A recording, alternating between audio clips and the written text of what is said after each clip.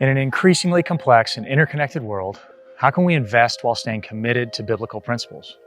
What would it look like to invest the way you spend so you can give the way you're called? Investing isn't about your finances. It's about how you spend your time, how you leverage your talents, and how you allocate your treasure. We believe that starts with a holistic view of investing. Americans spend 44% of our waking hours in front of screens. We spend over 2 hours of our day on social media. That's almost 6 years of our lives spent scrolling through social feeds alone.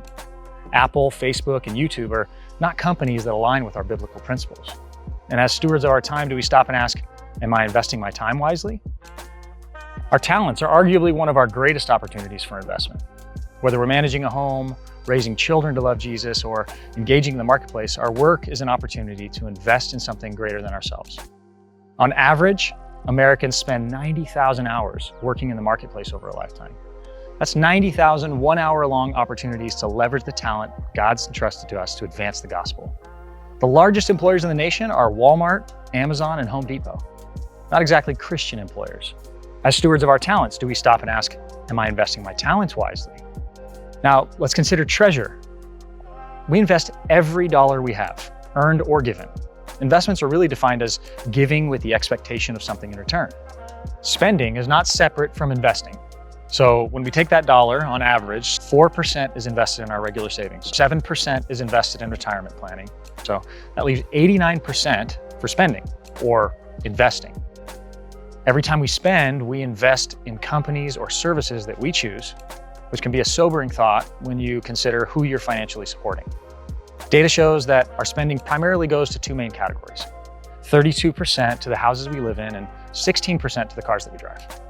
The banks that hold our mortgages or take our rent and the companies that make our cars aren't trying to advance the gospel, and they don't align with our biblical standards. We tell our financial advisor that we want to avoid companies like Apple, Walmart, or Ford in our investment portfolios, believing that they don't align with our biblical values. Yet, we spend countless hours on Apple devices, work for or shop at Walmart, and drive cars from Ford.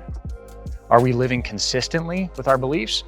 Or is there a disconnect between our financial choices and our daily lives? Can we use these resources for good, or are we inadvertently compromising our values? Am I living in sin if I buy a house, drive a car, and have a job? Am I in sin if I own a smartphone? Do we sell everything we have and go live in a cave? No.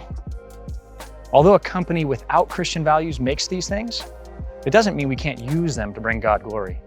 We use smartphones to read and study the Bible, to watch sermons, and to support Christian missions. We own a car to get to church or to get groceries to people in need.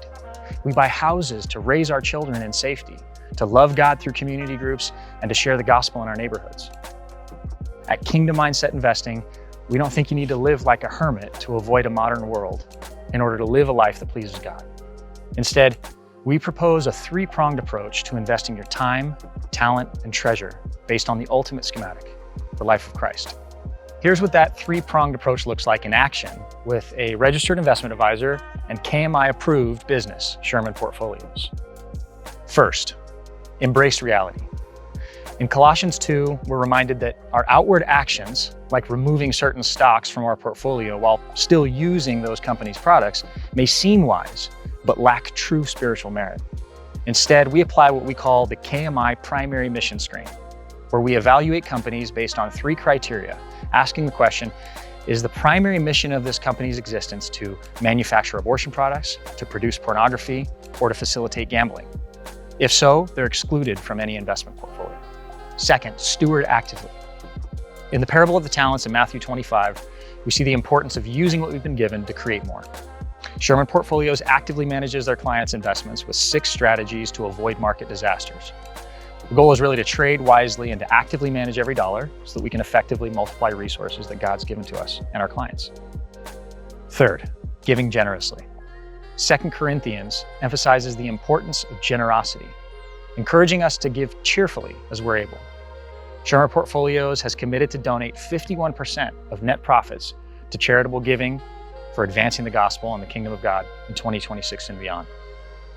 We'd love to speak with you about how you can become a KMI-approved business that actively stewards time, talent, and treasure as we seek to advance the gospel of Jesus.